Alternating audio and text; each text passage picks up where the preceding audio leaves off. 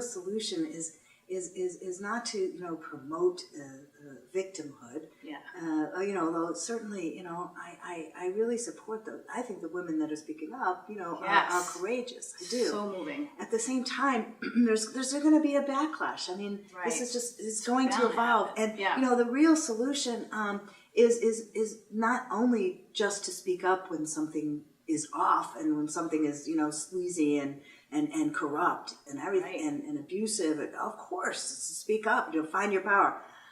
What we were talking earlier about, you know, like, okay, what is it? I'm in a field where I'm surrounded by men also, and I have not experienced the kind of sexual harassment. We were talking about, like, okay, well, why? Yeah. Why doesn't it come up in our world? And, you know, it's interesting because I studied martial arts for, you know, 10 years. There's a certain thing about, you know, we talk a lot in our programs about bringing in your feminine prowess, your sexual prowess, and being willing to show your beauty. And at the same time, underneath this, if a woman is trained and there's something happens when you study in the martial arts, you get your power, and you're not afraid to not only speak up, but, you know, you can stand your ground. And you come from a different place when you can take care of business. Totally. I mean, men just get the sense, you know, around me is like, I can dare to be beautiful. I can dare to be feminine, but don't you mess with me. You know, you don't mess with me. And, you know, men know, they can sense when a woman has this. Totally, totally. I experienced the same thing. I've been doing martial arts for over 20 years, and, you know, I've had my confrontations where I've actually had to use my martial arts to protect myself. You know, my grandmaster always said the best fights or the best self-defense is the fight that you avoid. Mm-hmm. So you're always thinking ahead to never get in that situation. That's number one.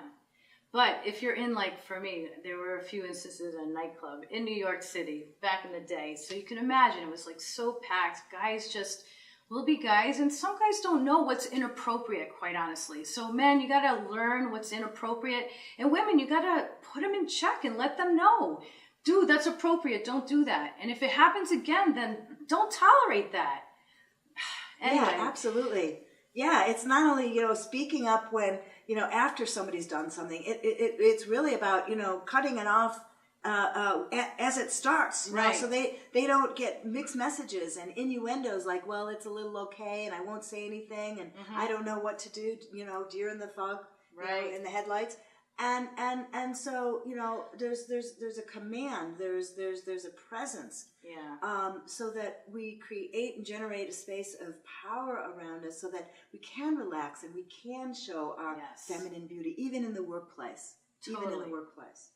Yeah, when you know that you can handle business, my confidence, I just go in and I first look at the exits and then I control the room because that's what you were trained to do, you know? Right. You know, when I go in a restaurant, it's like I never turn my back, as one of the things we learned. You don't have your back towards the door.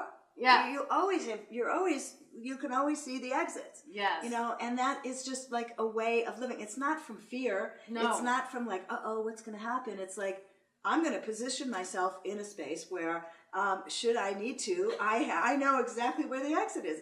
It just becomes, you know, second nature. And does. I did live in New York also for 8 years, so I do have New York training. You can hear her accent, right? Well, very faintly, but yeah, you do. You have to have sobriety. You have to like wake up and you know, step out of the fog. That like there are places where you really need to have your wits about you. Yeah.